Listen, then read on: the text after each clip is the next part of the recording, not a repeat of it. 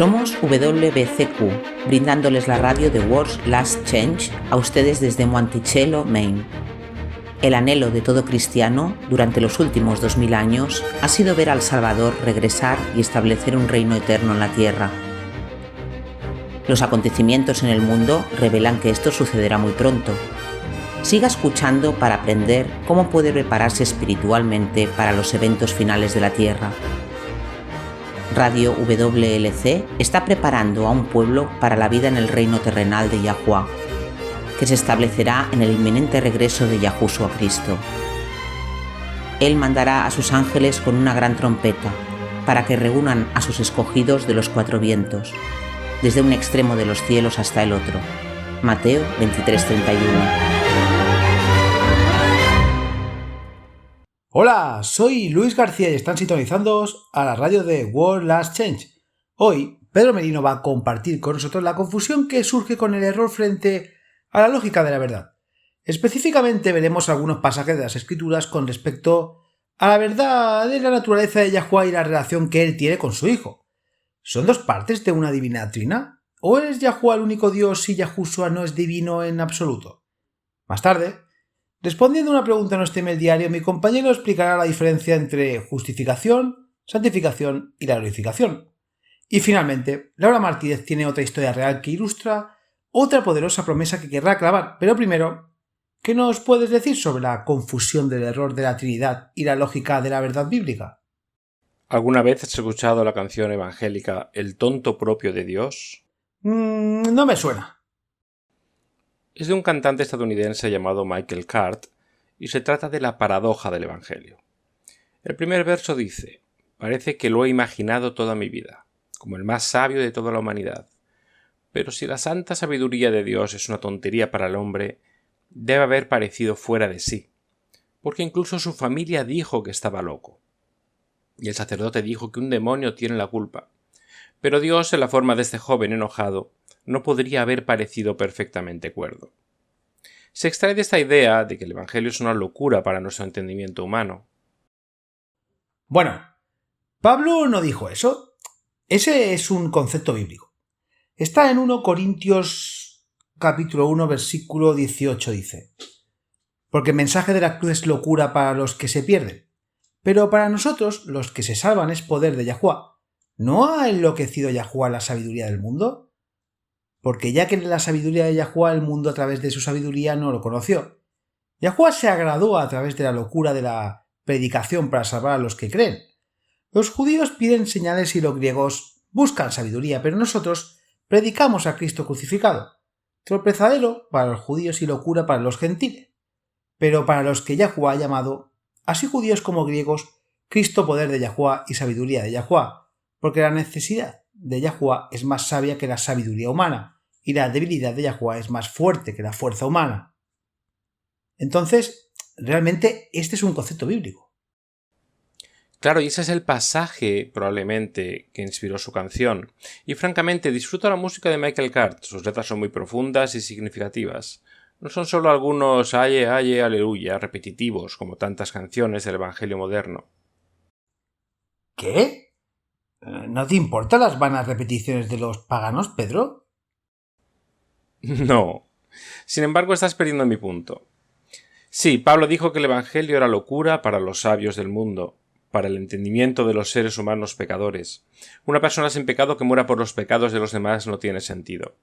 Sin embargo, los creyentes han extrapolado eso y han aplicado ampliamente esa idea a otras doctrinas que no tienen sentido alguno. Incluso el coro de la canción comienza a acercarse a eso. ¿Qué dice? Cuando en nuestra necedad pensamos que éramos sabios, se hizo el tonto y nos abrió los ojos. Cuando en nuestra debilidad creíamos que éramos fuertes, se volvió impotente para demostrar que estábamos equivocados, y entonces seguimos al loco de Dios. Porque solo los tontos pueden decir: cree lo increíble, ven a ser un tonto también. Así que se ha desarrollado esta idea de que si algún concepto teológico es difícil de entender, debe por defecto ser verdadero. Después de todo, simplemente somos humanos tontos que solo pensamos que somos inteligentes. Sí, veo lo que dices. Sin embargo, eso no es lo que Pablo estaba diciendo. Lo estaba aplicando sobre el Evangelio, no a otras doctrinas.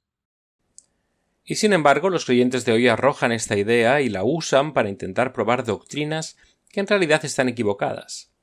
Pero eso es una tontería. La verdad es lógica, es demostrable, no es difícil de entender. La doctrina de la Trinidad en particular es ilógica.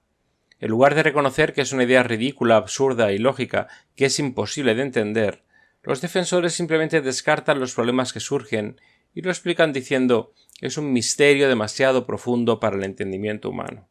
Y se supone que eso es suficiente para que dejemos de lado la lógica. ¿Y las escrituras? Simplemente lo aceptan ciegamente. Pero eso no es lo que el Padre quiere de nosotros. Él nos invita, venid, razonemos juntos. Isaías 1:18. La palabra traducida al español como razón viene de la palabra hebrea yaka. Significa literalmente tener razón, o corregir e incluye argumentar, justificar, decidir o condenar. Básicamente, usar tu cerebro para que te convenzan de la verdad. Exacto. Se supone que nunca debemos simplemente aceptarlo y decir, oh, bueno, eso suena como una tontería, debe ser verdad, es demasiado difícil de entender para mí. Pero así no es como funciona Yahweh. Isaac Watt, ¿has oído el nombre? Sí, es un escritor de himnos ingleses, nacido a finales del siglo XVII. Según recuerdo, escribió más de 5.000 himnos, ¿no? Sí, pero más que eso, era tanto teólogo como lógico. Incluso fue autor de un libro sobre la lógica que se publicó por primera vez en 1724. ¿Cómo se llamaba? Lógica, el uso correcto de la razón en la investigación de la verdad. De hecho, todavía está impreso. De todos modos, hizo una observación astuta que me gustaría leerla. Pasemos a la página 325. Dice, el poder de razonar nos fue dado por nuestro Creador, para este mismo fin, para buscar la verdad, y abusamos de uno de sus dones más ricos si vilmente nos dejamos llevar por el mal camino o por cualquiera de los poderes más bajos de la naturaleza o los intereses perecederos de esta vida.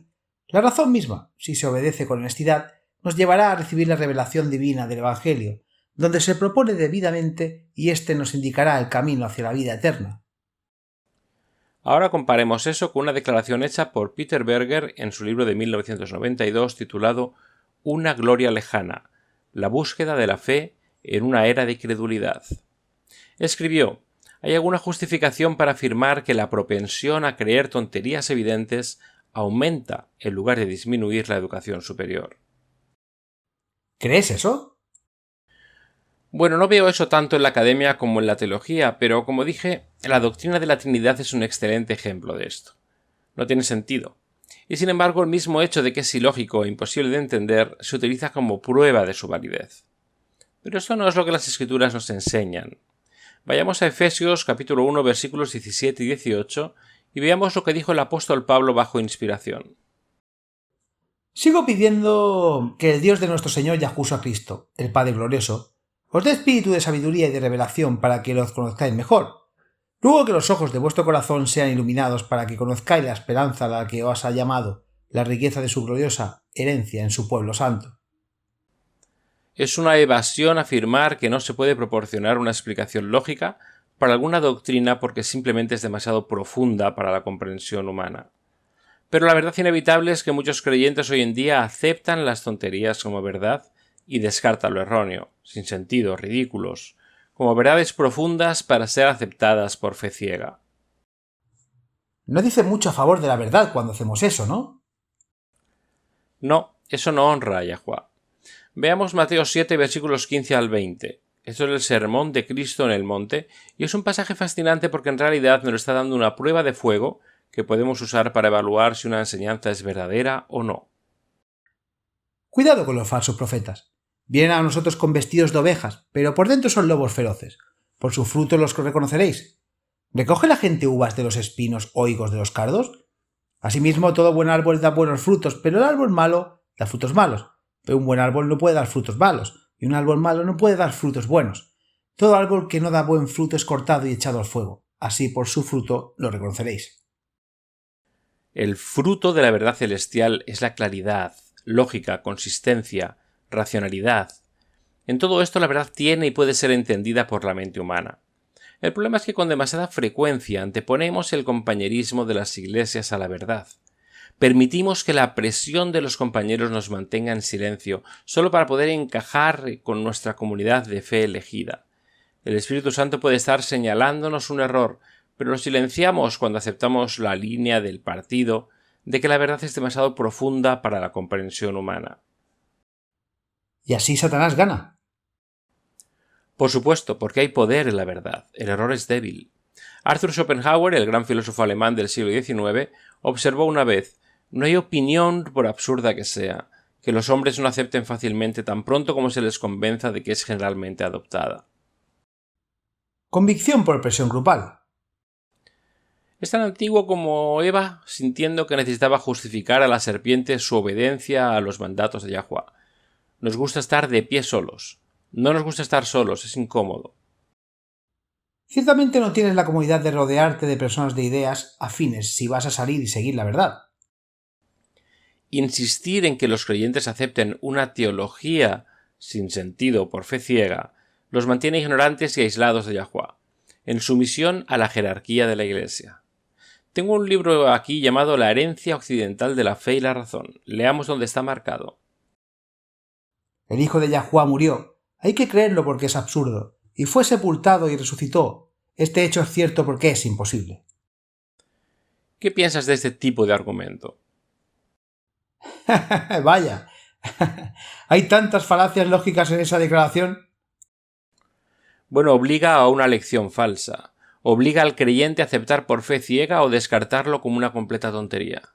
No hay establecimiento en el medio, por lo que la mayoría del mundo, siendo incrédulos, lo descarta como una tontería. Y sin embargo, la Escritura misma no habla así. En Hechos capítulo 2, versículos 14 al 36, veamos cómo las Escrituras hablan de la muerte y resurrección del Salvador. Es del sermón de Pedro en el día de Pentecostés, y mientras les quiero que busques cualquier lugar en el que Pedro instó a sus oyentes a tomar todo lo que dijo con fe ciega.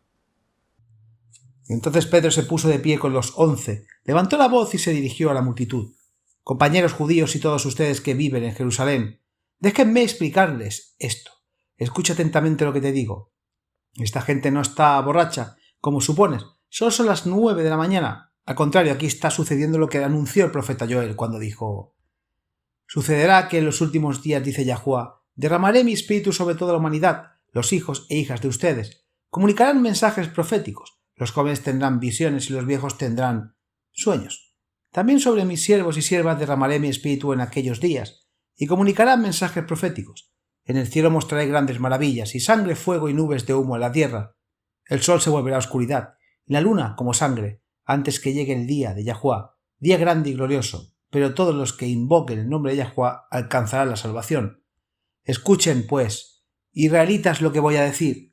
Como ustedes saben muy bien, Dios demostró ante ustedes la autoridad de Yahuso de Nazaret, haciendo por medio de él grandes maravillas, milagros y señales. Y a ese hombre que conforme a los planes y propósitos de Yahweh fue entregado, ustedes lo mataron, crucificándolo por medio de hombres malvados. Pero Yahweh lo resucitó, librándolo de los dolores de la muerte, porque la muerte no podía tenerlo dominado. El rey David, refiriéndose a Cristo, dijo: yo veía siempre el Señor delante de mí, con él a mi derecha, nada me hará caer. Por eso se alegra mi corazón y mi lengua canta llena de gozo. Todo mi ser vivirá confiadamente, porque no me dejarás en el sepulcro, ni permitirás que se descomponga el cuerpo de tu santo siervo. Me mostraste el camino de la vida y me llenarás de alegría con tu presencia. Hermanos, permítanme decirles con franqueza que el patriarca David murió y fue enterrado, y que su sepulcro está todavía entre nosotros. Pero David era profeta, y sabía que Yahweh le había prometido con juramento que pondría por rey a uno de sus descendientes. Así que, viendo anticipadamente la resurrección del Mesías, David habló de ella y dijo que el Mesías no se quedaría en el sepulcro ni su cuerpo se descompondría. Pues bien, Yahweh ha resucitado a ese mismo Cristo, y de ello todos nosotros somos testigos. Después de haber sido enaltecido y colocado por Yahweh a su derecha y de haber recibido del Padre al Espíritu Santo que nos había prometido, él a su vez lo derramó sobre nosotros. Eso es lo que ustedes han visto y oído, porque no fue David quien subió al cielo, pues él mismo dijo: el Señor dijo a mi Señor: siéntate a mi derecha hasta que yo haga de tus enemigos el estrado de tus pies. Sepa todo el pueblo de Israel con toda seguridad que a este mismo Yahushua, a quien ustedes crucificaron, Yahuwá lo ha hecho Señor y Mesías. Pedro estaba haciendo algunas afirmaciones bastante increíbles aquí. ¿Ves alguna parte que Pedro estaba exigiendo que sus oyentes aceptaran lo que él estaba clamando solo por fe ciega? No. De hecho, está construyendo un caso cuidadoso para respaldar sus afirmaciones. Está citando la de las Escrituras y aquí, en el versículo 32, dice: todos nosotros somos testigos. Este es el tipo de fundamento lógico sobre el cual Yahuwá construye su verdad. Podemos aceptarlo y adoptarlo, y lo más importante, entenderlo. Yahuwá no necesita esclavos mentales ciegos, Él quiere que entendamos. Así es, ciertamente aquellos que conocen a Yahuwá confiarán en Él y tendrán confianza en Él, pero es su voluntad que nosotros sepamos y entendamos todo lo que su sabiduría ha de revelarnos. Nutrición para la mente y consciencia. Las promesas son importantes. Las promesas de todas las culturas a lo largo del tiempo han comprendido el valor de cumplir las promesas. En el Islam se cita al Imam Ali, conocido como el comandante de los creyentes, diciendo: romper promesas hace que otros sean infelices, como también Alá será infeliz. En el lejano oriente, Confucio enfatizó la importancia de usar siempre un lenguaje correcto y aconsejó a sus oyentes que siempre sean cautelosos con lo que dicen y luego cumplan con su palabra. El apóstol Pablo en 2 Corintios capítulo 1 dijo: porque el Hijo de Yahuwá, Yahushua Cristo, que fue predicado entre vosotros, no era el sí y el no, sino que en él estaba el sí, porque todas las promesas de Yahuwá en él son sí, y en él amén, para gloria de Yahuwá por medio de nosotros. 2 Corintios 1, 19, 20. Cristo mismo, al enfatizar la importancia de cumplir las promesas, advirtió: que su sí sea sí y su no, no, del maligno. La Escritura está llena de las más preciosas promesas. Son los regalos de Yahuwá a la humanidad. Son para nuestro coraje, consuelo, fortaleza y apoyo. Pero hay una promesa que reemplaza a todas las demás, y ese es el mismo nombre de Yahuwá mismo. Isaías nos dice que la palabra de Yahuwá misma contiene el poder para cumplir lo que dice la palabra. El nombre de Yahuwá mismo es un verbo de ser. Cuando se dice en combinación con tu necesidad, tienes la promesa más poderosa del universo. Para obtener más información sobre esta emocionante verdad, escuche el programa publicado anteriormente, titulado La promesa más poderosa del universo, programa 87. Puedes usar programas de radio emitidos anteriormente en nuestro sitio web en worldlastchance.com/spanish/wlc-radio. No tienes que temer el futuro cuando tienes las promesas de Yahuwá a tu lado. Antes de continuar, quiero tomar un par de minutos para explicar muy brevemente la base sobre la cual podamos tomar una posición tan audaz contra la mayoría de los cristianos y decirles que están equivocados cuando se trata de la Trinidad. Después de todo, esa es la doctrina fundamental sobre la cual se construye el cristianismo moderno. La doctrina de la Trinidad trata con la naturaleza misma de lo divino. ¿Y qué descubriste? Bueno, simplemente significa aliento, eso es todo. Desde Génesis 1, donde el Espíritu de Yahuwá se cierne sobre las aguas, hasta el Nuevo Testamento simplemente se refiere al aliento de Yahuwá. Pero eso en realidad tiene sentido, ya que Isaías 55:11 revela que la palabra de Yahuwá misma contiene el poder para hacer lo que Él dice. Ese es el poder de su mismo aliento, es muy real. Otro punto basado en lo que dijiste antes nos confundió a ambos cuando empezamos a estudiar la verdad sobre la naturaleza de Yahuwá en 1 Juan 5, 7 y 8. Oh, sí, lo recuerdo. Parece un argumento convincente a favor de una divinidad trina. Dice: porque tres son los que dan testimonio en el cielo, el Padre, el Verbo y el Espíritu Santo. Y estos tres son uno. Y tres son los que dan testimonio en la tierra, el Espíritu, el agua y la sangre. Y estos tres concuerdan como uno. ¿Te lo sabes de memoria? Bueno, sí. Es el pasaje principal que parece probar la naturaleza trina de Dios. Lo que no sabía al principio es que esos versículos en realidad no fueron escritos por Juan. De hecho, no aparece en ninguno de los manuscritos más antiguos. Fueron añadidos más de 1000 años después por algún escriba que decidió que los cristianos necesitaban más pruebas para apoyar la doctrina de la Trinidad.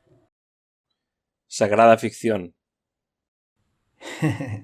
Tenemos una serie de otros programas que tratan sobre la verdadera naturaleza de Yahuwá. Pueden escucharlos en nuestra página web. También tenemos muchos artículos al respecto. Pero por ahora solo sepa que la evidencia está ahí y se basa sólidamente en las escrituras de que la naturaleza de Dios es unitaria. Yahuwah es uno, Él no es triuno, no es tres en uno. Y sin embargo, esta creencia que se origina del paganismo ha impregnado la teología cristiana moderna. Aquí tengo algunas citas que imprimí. Leamos. Bien, este primero es de un artículo titulado El misterio de la Santísima Trinidad. Está escrito por el padre Peter John Cameron. OP. ¿Qué es OP? La Orden de los Predicadores. Es un sacerdote dominico en la Iglesia Católica Romana. Dice: el misterio de la Santísima Trinidad es el misterio central de la fe y de la vida cristiana. La fuente de todos los demás misterios de la fe, la luz que los ilumina. Es uno de los misterios de la fe que están escondidos en Dios, los cuales nunca pueden ser conocidos a menos que sean revelados por Dios. Y una vez que este misterio nos revela en la bondad divina de Dios, aunque parezca una paradoja impenetrable, un Dios en tres personas, reconocemos que la realidad de Dios uno y trino es exactamente lo que necesitamos, para lo que fuimos creados. Son muchas palabras, un párrafo completo, de hecho. ¿Y qué dice? No mucho más. Dice que la naturaleza trina de Yahuwah es algo que no podemos entender. Así que simplemente acéptelo por fe. Así es. Si es algo que no podemos captar, simplemente debemos aceptarlo por fe ciega. ¿Cuál es el siguiente? Esta es del sitio web christian.info. El artículo se llama El misterio de la Trinidad. Dice: el concepto de la Trinidad es un misterio de Dios, pero lidiamos con él porque vale la pena entender a Dios tanto como podamos. Hay un Dios que existe eternamente en tres personas. ¿Y el último? Esto es tomado de un artículo de Wayne Grudem titulado El misterio de la Trinidad. No me sorprende este título popular. Él escribió: a veces puede parecer difícil entender cómo hay tres personas distintas de la Trinidad, cada una con todo el ser de Dios en sí misma, aunque hay un solo Dios, y es indivisivo. Y debería ser difícil. La Trinidad es uno de esos misterios que solo podemos describir en parte, aunque diferentes analogías de la creación nos pueden ayudar un poco a comprender la Trinidad. En última instancia, todas las analogías fallan en describir este misterio, pues intentan explicar el ser de Dios en términos de la creación. Son intentos de explicar cómo Dios es como la creación, pero nada en la creación es exactamente como el ser de Dios. Todos los intentos de simplificar o explicar completamente este misterio fallan y a menudo conducen a creencias que son contrarias a la enseñanza de la Biblia. En resumen, la doctrina de la Trinidad es algo que nunca entenderemos completamente porque partes de ella están más allá de nuestra comprensión. Es en parte una de esas cosas secretas que pertenecen al Señor nuestro Dios. Deuterónimo 29:29. Notemos el punto principal. Una y otra vez, la Trinidad es un misterio que no podemos explicar completamente porque no podemos entenderlo completamente. Entonces se supone que debemos aceptarlo. Sí, noté que el último incluso cita a Deuteronomio para respaldar la validez de una creencia que no podemos entender. Leamos eso. Deuteronomio 29, versículo 29. Dice: las cosas secretas pertenecen a Yahuwah nuestro Dios, pero las cosas reveladas nos pertenecen a nosotros y a nuestros hijos para siempre, para que cumplamos todas las palabras de esta ley. Pequeño verso práctico para sacar a relucir cada vez que tu doctrina no tenga sentido. Solo afirma que es una de esas cosas secretas que pertenecen a Yahuwah y que cierra cualquier pregunta. Conveniente. ¿Pero es verdad? Sí. La doctrina de la Trinidad es imposible de entender, pero no porque sea un enigma profundo, demasiado profundo para que las mentes humanas lo capten, que no se puede entender porque es una tontería ilógica. Las mentes humanas pueden comprender la verdadera naturaleza de Dios porque es muy clara y directa, y las Escrituras lo explican de manera muy comprensible. Es irónico que los trinitarios usen Deuteronomio 6, versículo 4, porque es donde obtenemos la declaración más clara con respecto a la naturaleza de Yahuwah. Dice: escucha, oh Israel, Yahuwah nuestro Dios, Yahuwah uno es. No se puede ser más claro que eso. Continuemos con el versículo 5 también. Amarás a Yahuwah tu Dios con todo tu corazón, con toda tu alma y con todas tus fuerzas. Dios aquí es en realidad Elohim, pero lo que quiero que vean es que el término que siempre hemos dicho, que era 3 en 1, es en realidad solo uno. Y Deuteronomio lo dice así. Ahora, más de un milenio después, ¿recuerdan cuando un abogado le preguntó a Yahushua: ¿cuál es el mandamiento más importante? ¿Qué respondió? Ama al Señor tu Dios con todo tu corazón, mente y alma. Está en Marcos 12, versículos 28 a 31. Vino uno de los maestros de la ley y los oyó debatir. Al darse cuenta de que Yahushua les había dado una buena respuesta, le preguntó: ¿de todos los mandamientos, cuál es el más importante? La más importante, respondió Yahushua, es esta. Escucha, oh Israel.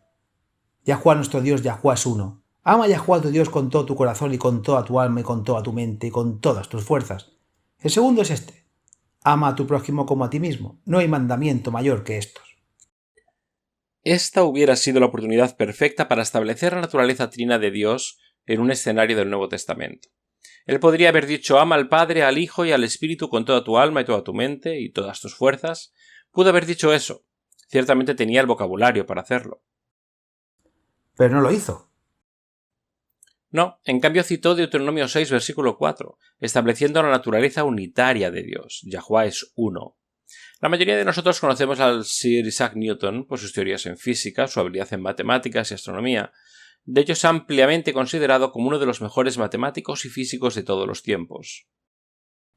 Al referirse a su propia teoría de la relatividad, Albert Einstein dijo de Newton: nadie debe pensar que la gran creación de Newton puede ser derrocada en ningún sentido real por esta teoría de la relatividad o por cualquier otra teoría.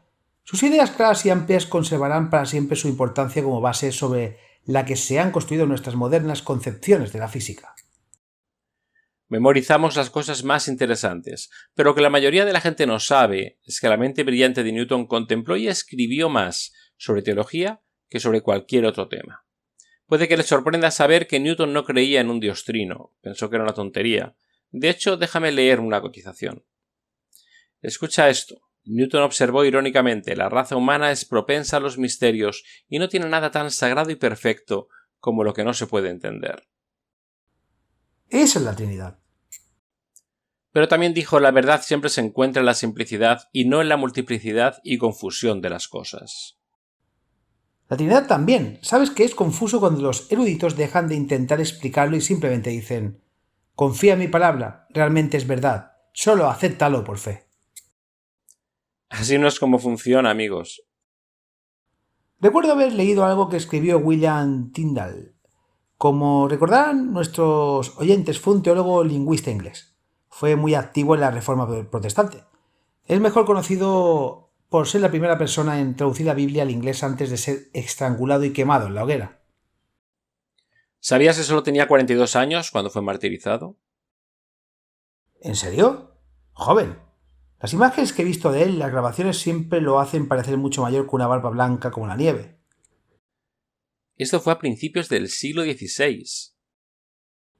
Eso es verdad. Bueno, Tyndall tenía una comprensión clara de cómo los eruditos tienden a objetar las cosas pequeñas y pasan por alto los asuntos más importantes. Al igual que los fariseos en la época de Cristo, o los eruditos en la nuestra, en este caso. Cuanto más cambian las cosas, más permanecen igual, al referirse a los eruditos que cuestionan los significados ocultos detrás de las palabras.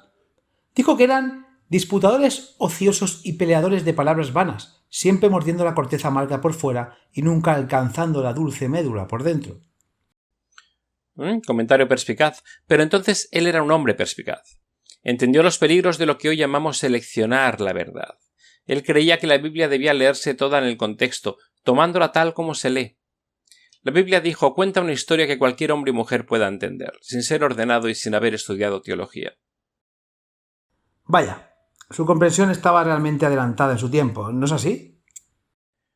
Poco antes de su muerte, instó a los creyentes a no dejarse vencer por las persuasiones de los hombres, la doctrina de la Trinidad. Volviendo a Isaac Watts, ¿crees que existe una correlación entre su estudio de la lógica y su rechazo a la doctrina de la Trinidad? Oh, absolutamente. De hecho, tengo una de sus citas aquí. Es una cita de su libro sobre lógica. Lo escribió después de 20 años de intenso estudio sobre la naturaleza de Yahuwá.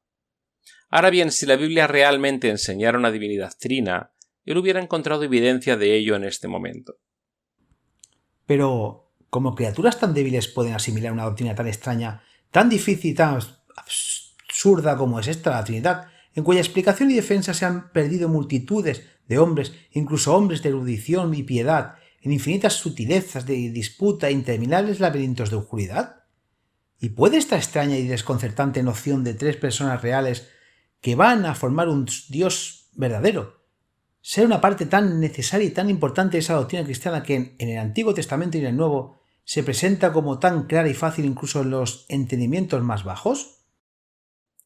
Todas las denominaciones cristianas afirman estar basadas en la Biblia. Sin embargo, pregúntase esto: ¿cómo puede una organización o una iglesia que dice estar basada en la Biblia creer y enseñar una doctrina que nunca fue enseñada por Cristo o los apóstoles?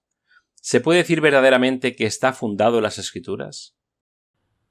No, a menos que también adopte la dogma católico romano de la infalibilidad y como los católicos ponga la tradición de la Iglesia a la par de las Escrituras. Esa es la única forma en que puede hacerlo porque una divinidad trina ciertamente no está en las Escrituras. Tomemos un minuto ahora para ver algunos pasajes de las Escrituras que diferencian claramente entre el Padre y el Hijo. Y quiero enfatizar que estos son algunos pasajes, solo algunos de muchos. Comencemos con Juan 14:28, que dice: Recientemente hicimos un programa sobre eso. Había una tonelada de pasajes en la Biblia, más de lo que pensaba. Hay un montón. De hecho, hay un artículo en nuestro sitio web que solo enumera todos los textos de la Biblia. Se llama Diferencias entre Yahuwah y Yahushua. Enumera como 50 textos diferentes que explican las diferencias entre el Padre y el Hijo. Bien, Juan 14:28 dice: Yo voy al Padre porque mi Padre es mayor que yo. Si el Padre y el Hijo fueran uno en el sentido trinitario, Yahushua no podría afirmar con honestidad y precisión que el Padre es mayor que él. ¿O sí? No. Juan 20, versículo 17. Subo a mi Padre y a vuestro Padre y a mi Dios y a vuestro Dios. Yahushua tiene un Dios y no es el mismo. Buen punto. Efesios capítulo 4 versículos 4 al 6 dice: Hay un solo cuerpo y un solo espíritu, así como Dios los ha llamado a una sola esperanza. Hay un solo Señor, una sola fe, un solo bautismo. Hay un solo Dios y Padre de todos, que está sobre todos, actúa por medio de todos y está en todos. Olvidamos que los escritores de la Biblia tenían el vocabulario para declarar claramente la naturaleza trina de Dios, si eso era lo que querían decir, pero no fue así y no lo hicieron. Cristo mismo hizo hincapié en señalar repetidamente las diferencias entre el Padre y él mismo. Lea su oración en Juan 17, versículos 1 al 4. Este es un pasaje muy esclarecedor. Noten lo que Yahushua le está pidiendo al Padre que haga y noten que sería contradictorio si Padre e Hijo fueran uno en el sentido trinitario de la palabra. Después de que Yahushua dijo esto, miró hacia el cielo y oró: Padre, ha llegado la hora. Glorifica a tu Hijo para que tu Hijo te glorifique a ti, porque le diste autoridad sobre todas las personas para que pudiera dar vida eterna a todos los que le diste. Ahora bien, esta es la vida eterna, que te conozcan a ti, el único Dios verdadero, y a Yahushua Cristo a quien has enviado. Te he dado gloria en la tierra al terminar la obra que me diste que hiciera. No puedes argumentar que Yahushua puede decir estas cosas porque él dejó de lado su divinidad. Estas son afirmaciones que aún no pueden ser ciertas. Noten que el versículo 2, donde Yahushua dice que Yahuwah le dio autoridad, luego continúa y declara claramente: esta es la vida eterna, que te conozcan a ti, el único Dios verdadero, y a Yahushua Cristo. Está afirmando que Yahuwah es el único Dios verdadero, y conecta a Yahushua, pero no como el segundo miembro de la divinidad, solo como alguien que es necesario conocer para tener vida eterna. Esteban, el primer mártir cristiano, también entendió que el Padre y el Hijo eran seres separados y diferentes. Leamos lo que dice en su juicio y ejecución. Está en Hechos capítulo 7, versículos 55 al 60.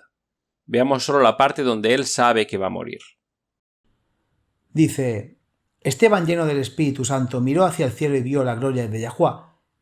Ya Yahushua de pie a la diestra de Dios, mira, dijo: Ve al cielo abierto y al Hijo del Hombre de pie a la diestra de Dios. Ante esto, se taparon los oídos y gritaron a todo pulmón. Todos se abalanzaron sobre él, lo arrastraron fuera de la ciudad y comenzaron a apedrearlo. Mientras tanto, los testigos pusieron sus túnicas a los pies de un joven llamado Saulo. Mientras lo apedreaban, Esteban oró: Señor, a Yahushua recibe mi espíritu. Entonces cayó de rodillas y clamó: Señor, no les tomes en cuenta este pecado. Cuando hubo dicho esto, se durmió. Ahora, tomando esto tal como se lee, déjame preguntarte esto. Si Yahushua fuera Dios, también, tal como siempre se nos ha enseñado en el trinitarianismo, entonces ¿cómo podría decirse que está parado a la derecha mano de Dios? porque en el griego original no dice que está de pie junto a Yahuwah. Dice Theos. ¿Cuál es el equivalente griego de nuestra palabra española Dios? ¿Cómo puede Dios estar fuera de sí? Sí, no tiene mucho sentido, ¿verdad? En absoluto. Hay muchísimos pasajes de las Escrituras que enfatizan la separación o la naturaleza individual de padre e hijo. No son lo mismo, ni siquiera en el tipo de dos partes de un todo. Leamos 2 Corintios capítulo 11, versículo 31, ¿qué dice?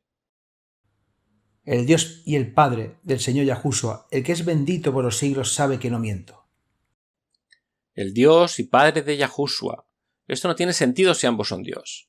Dios no tiene un Dios o un Padre, pero Yahushua sí, claramente ambos no son Dios.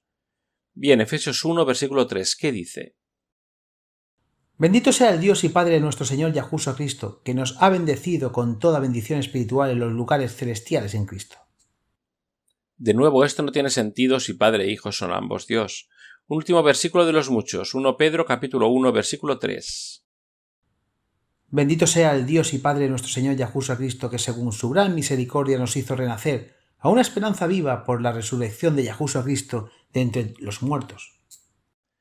¿Ven cómo Pablo sigue repitiendo este concepto una y otra vez? No fue un desliz de la pluma.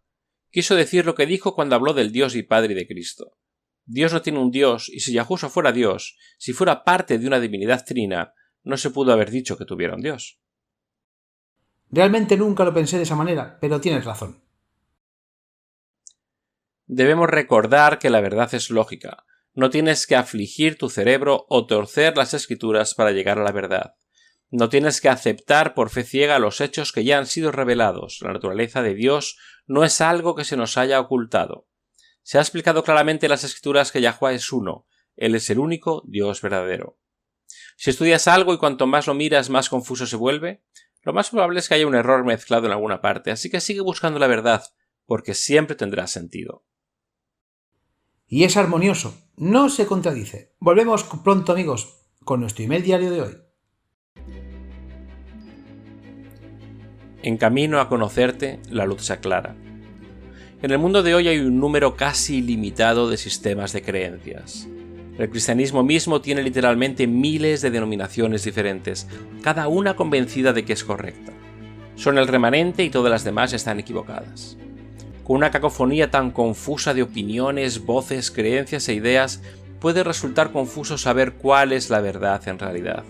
Cuando te enfrentas a dos puntos de vista opuestos, ¿sabes cómo determinar cuál es el correcto? Tal vez ambos estén equivocados. ¿Qué haces entonces? Esto es importante saberlo. Si desea conocer la verdad por sí mismo, sin el filtro del prejuicio, el error y la tradición humanos, deberá saber cómo descubrirla por sí mismo. La buena noticia es que hay principios definidos que puedes aportar a tu estudio de las Escrituras que, bajo la guía del Espíritu Santo, te ayudarán a discernir entre la verdad y el error. Para obtener más información, escucha el programa emitido anteriormente titulado ¿Verdad o error? La regla del peso de la evidencia, programa 7. Puedes escucharlo en nuestra página web.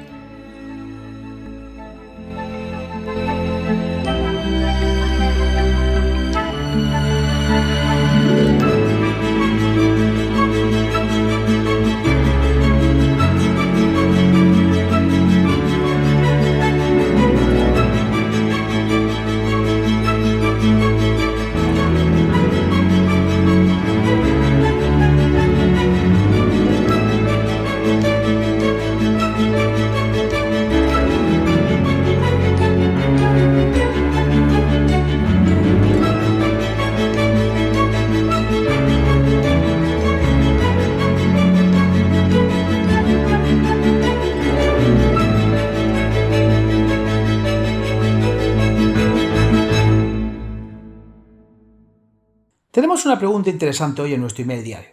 Félix de Colocan, en Filipinas, escribe: dirijo un estudio bíblico semanal para un grupo de adolescentes. Son grandes jóvenes con mentes brillantes e inquisitivas. Esta semana querían saber la diferencia entre la justificación, santificación y la glorificación. Hice bien la explicación sobre la glorificación, pero debo confesar que no pude expresar muy bien con palabras la diferencia entre la justificación y la santificación. ¿Cómo definen la diferencia? Esa es una gran pregunta. Muy a menudo lanzamos estos términos sin tomarnos el tiempo para aclarar con precisión lo que queremos decir. Pero es importante tener una comprensión clara de lo que significan estos términos, porque hay mucha información en cada una de ellas. Bien, la glorificación, como Félix sabe, tiene que ver con el regreso de Yahushua, y aquellos creyentes que aún viven son transformados, recibiendo no solo cuerpos nuevos, sino también naturalezas superiores. Esto es de lo que Pablo estaba hablando en Filipenses capítulo 3, versículos 20 y 21. Porque nuestra ciudadanía está en los cielos, de donde también ansiosamente esperamos al Salvador, el Señor Yahushua Cristo, quien transformará nuestro humilde cuerpo para que sea semejante a su cuerpo, glorioso según la operación por la cual Él puede hacerlo, aun para dormir todas las cosas a sí mismo. Así que eso es glorificación, aún no ha sucedido. La justificación ocurre en el momento en que un pecador arrepentido acepta la muerte de Cristo en su nombre. Cuando la mano de la fe alcanza la promesa del perdón, el pecador es inmediatamente justificado. Por eso hablamos de justificación, por la fe.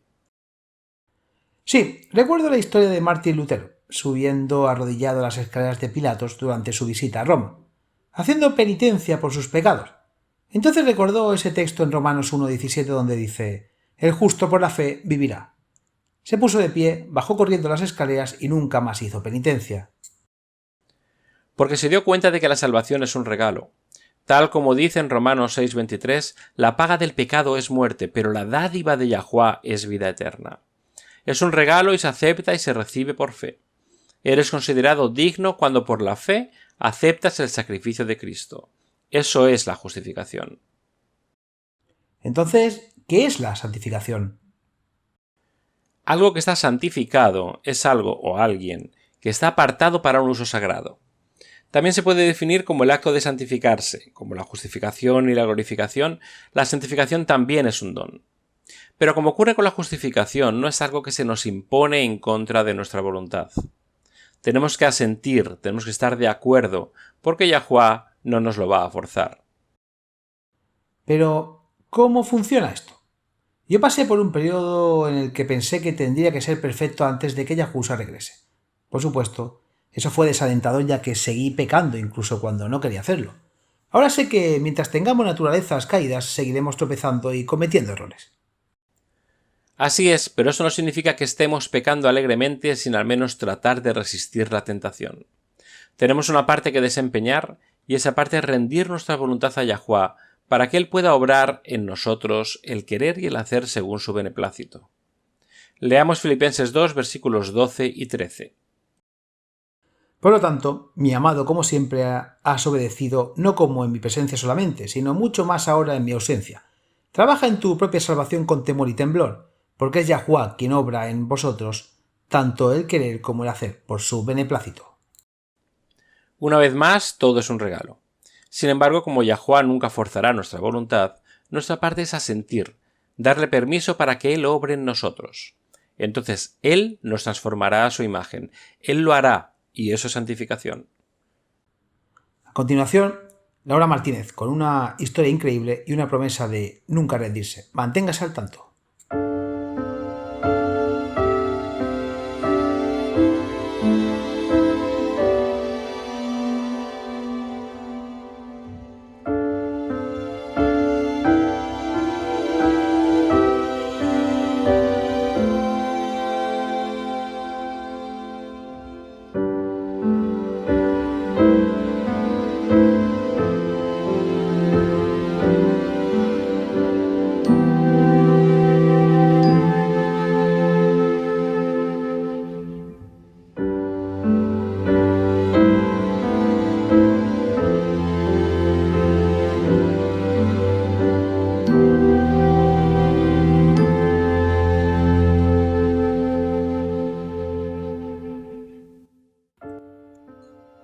Hola, con ustedes soy Laura Martínez con la promesa diaria de hoy de la palabra de Yahuwá.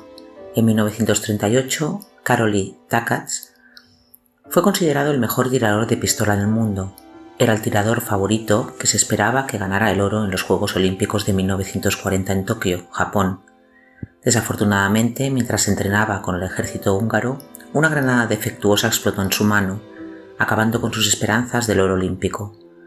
Takats Pasó semanas en el hospital recuperándose de la grave lesión y deprimido por la pérdida de sus sueños. Sin embargo, en algún momento tomó una decisión sorprendente. Mucha gente se había rendido, pero Takacs no. Ya sabía disparar, solo necesitaba practicar haciéndolo con su mano izquierda. Así que eso fue lo que hizo. Cuando salió del hospital comenzó a practicar en secreto. No quería que nadie viera lo mal que disparaba con la mano izquierda, pero no pasó mucho tiempo antes de que diera en el blanco una y otra vez, mejorando cada vez más. Para sorpresa de sus compatriotas, Takacs ganó el Campeonato Nacional Húngaro de Tiro con la pistola en primavera de 1939. También fue miembro del equipo húngaro que ganó el Campeonato Mundial de Tiro de 1939. Su sueño de ganar el oro olímpico parecía volver a la normalidad. Sin embargo, los Juegos Olímpicos de 1940 terminaron siendo cancelados debido a la Segunda Guerra Mundial. Luego, los Juegos Olímpicos de 1944 también fueron cancelados. Las carreras de los atletas olímpicos normalmente no duran lo suficiente como para abarcar varios Juegos Olímpicos, pero Takacs estaba decidido a seguir su sueño. A los 38 años, Takacs venció al favorito, Carlos Sáenz Valiente de Argentina, para ganar el oro olímpico en los Juegos Olímpicos de Londres 1948. Repitió ese logro, ganando otra medalla de oro en los Juegos Olímpicos de verano de 1952 en Helsinki, Finlandia, y lo hizo todo con la mano izquierda. Sus sueños no se habían desarrollado tal como los había imaginado, pero a través de la diligencia y el compromiso, a través de la perseverancia y no darse por vencido, pudo lograr su objetivo convirtiéndose en el primer tirador en ganar 2 medallas de oro en la prueba de 25 metros del evento de pistola rápida de fuego.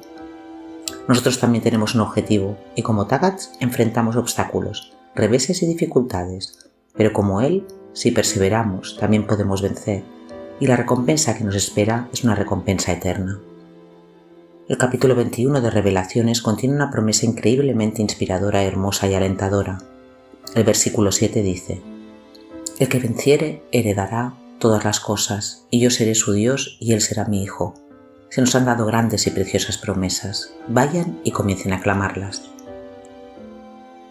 Realmente aprecio los pensamientos que se compartió en el programa de hoy. Mientras Laura compartía su promesa diaria, yo estaba pensando en un pasaje donde Yahushua explicó precisamente cómo los corazones son convencidos de la verdad y si sinceramente no es a través de la aceptación ciega. Leamos Juan 16, versículos 7 al 17. Esta es probablemente la explicación más clara de cómo funciona la convicción, dice. Sin embargo, te digo la verdad. Os conviene que yo me vaya, porque si yo no me voy, el Consolador no vendrá a vosotros, pero si me voy, os lo enviaré, y cuando él haya venido, convencerá al mundo de pecado, de justicia y de juicio. De pecado porque no creen en mí, de justicia porque voy ya a mi Padre, y no me veréis más, de juicio porque el gobernante de este mundo es juzgado. Todavía tengo muchas cosas que decirte, pero ahora no las puedes soportar. Pero cuando venga el Espíritu de verdad, él os guiará a toda la verdad, porque no hablará por su propia cuenta, sino que hablará todo lo que oiga, y él os dirá las cosas por venir. Él me glorificará, porque tomará de lo mío y os lo hará saber. Todo lo que tiene el Padre es mío. Por eso dije que tomará de lo mío y os lo hará saber. Un poco de tiempo y no me veréis, y otra vez un poquito y me veréis, porque yo voy al Padre. Eso es excelente. Al igual que el sermón de Pedro en Pentecostés, el Consolador, que es el Espíritu Santo, o el Espíritu de Yahuwah, construye un cimiento cuidadoso que apela tanto a la mente como al corazón. Es uno que es fuerte porque es lógico. Nada aquí está siendo alimentado a la fuerza solo con la fe ciega. Busquemos Tito 1, versículo 9. Aquí Pablo está explicando las cualidades que debe tener un líder en la Iglesia. Debe aferrarse firmemente el mensaje fiel tal como ha sido enseñado, para poder animar a otros con la sana doctrina y refutar a los que se oponen. Debe sostenerse firmemente. ¿A qué? A la sana doctrina que le han enseñado y que a su vez enseña a los demás. La sana doctrina no son fábulas supuestamente muy profundas para la comprensión humana, es sonido porque apela a la mente, tiene el peso y la lógica de la verdad. Veamos esto en la apelación de Pablo al gobernador Félix y cuál fue la respuesta de Félix a la lógica de Pablo. ¿Qué dice Hechos 24, versículo 25? Mientras él, Pablo, razonaba sobre la justicia, el dominio propio y el juicio venidero, Félix tuvo miedo y respondió: «Vete por ahora, cuando tenga un horario conveniente te llamaré». Pablo razonó con Félix y eso asustó a Félix porque era muy lógico y convincente. La verdad es convincente. En Hechos 26, Pablo habla de cuándo Yahushua lo comisionó para llevar el Evangelio a los gentiles. El versículo 18 dice: para abrirles los ojos, a fin de convertirlos de las tinieblas a la luz y del poder de Satanás a Yahuá, para que reciban el perdón de los pecados y una herencia entre los santificados por la fe en mí. Fíjense en la frase, para abrirles los ojos. Eso está hablando de convencer tanto a la mente como al corazón. La mente y el corazón no están convencidos por pura fe ciega en necias falacias. Son convencidos cuando el Espíritu de Yahuá establece lógicamente la verdad en la mente y el corazón. Es algo que solamente Él puede darnos. Como dijo Yahushua en Juan 8:32, conoceréis la verdad y la verdad os hará libres. Amigos, no tenemos que confiar en la fe ciega para aceptar fábulas improbables e ilógicas. El Padre está más que dispuesto a proporcionarnos toda la evidencia que necesitamos para ponernos en un fundamento firme para que, pase lo que pase, nuestras creencias sean fuertes y nuestra fe tenga algo firme a lo que aferrarse. Acompáñenos nuevamente mañana. Hasta entonces, recuerden, Yahuá los ama y en Él está segura nuestra confianza.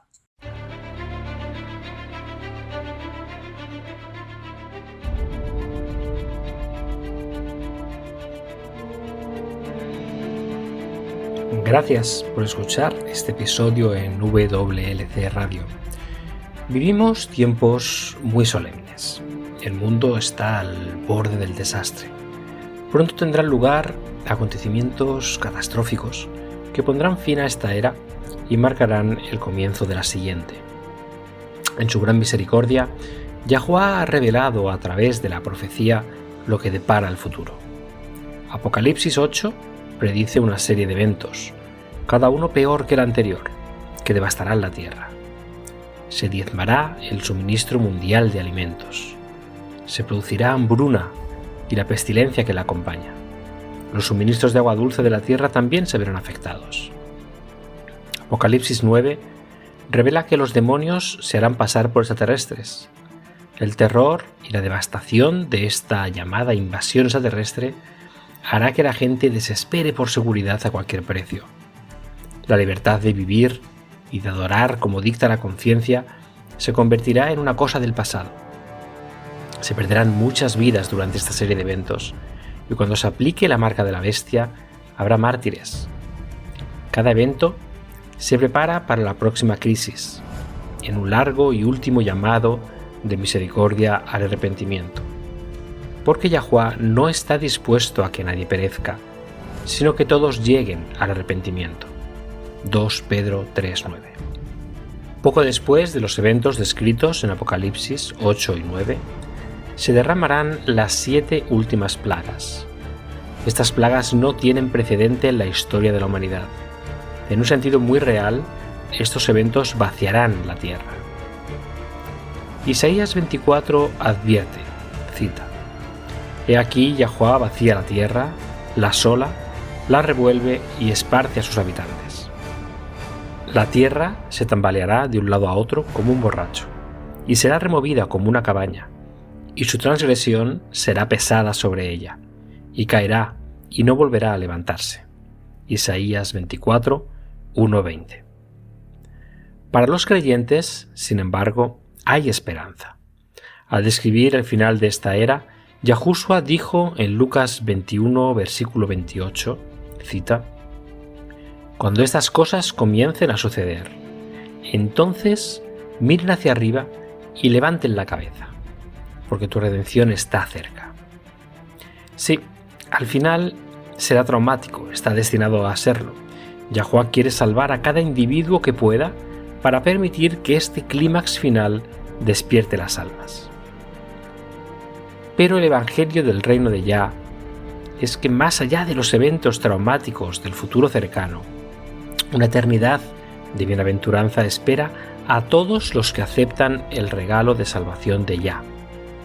Cuando Yahushua regrese, todos los que han muerto confiando en los méritos del Salvador crucificado y resucitado serán resucitados en la primera resurrección. Entonces Yahushua establecerá el reino de Yah en la tierra. Él y los redimidos reinarán juntos sobre la tierra durante los primeros 1000 años de la eternidad. Juan vio un cielo nuevo y una tierra nueva, porque el primer cielo y la primera tierra pasaron. Apocalipsis 21:1. Si deseas unirte a los redimidos de todas las edades, viviendo una vida que se compare con la vida de Yahuwah, haz la elección, acepta la salvación hoy. No tiene que prepararse. La verdad es que no puedes, yo tampoco, nadie puede. Ven a Él tal como eres. No espere hasta que deje de pecar, no mejorará con sus propios esfuerzos. Acepte la invitación de Yahuwah de convertirse en miembro de su reino terrenal eterno. Cuando aceptes esta preciosa invitación, Yahuwah te obsequiará con un corazón completamente nuevo. En Ezequiel 36, versículo 26, Él declara: les daré un corazón nuevo y pondré un espíritu nuevo dentro de ustedes. Quitaré el corazón de piedra de su carne y les daré un corazón de carne. Aceptar este regalo invaluable es la única manera de unirse a su reino. Ven a Yahuwah tal como eres. Está esperando con los brazos abiertos, ansioso por recibir a todos los que se acercan a Él.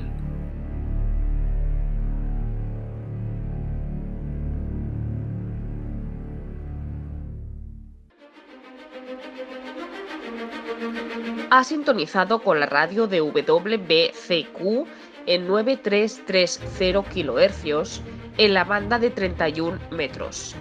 Radio World's Last Chance, preparando un pueblo para el pronto retorno del Salvador.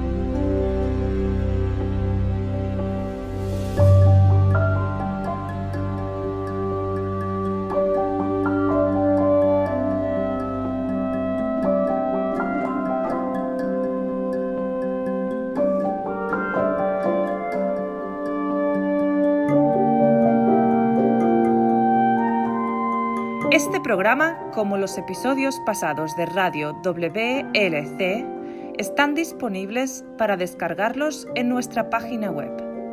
Son estupendos para compartir con amistades y estudios bíblicos. También es un maravilloso apoyo para aquellos que dan su adoración a Yahuwah solos o en casa. Si desea escuchar los programas de Radio WLC, visite nuestra página web en worldslastchance.com/español. Haga clic en el icono Radio WLC, parte superior a la izquierda de la página principal.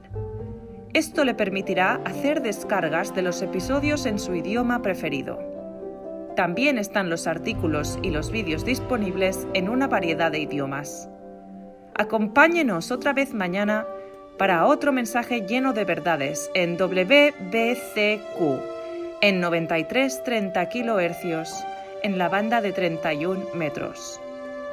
La radio de WLC prepara un pueblo para el pronto retorno del Salvador.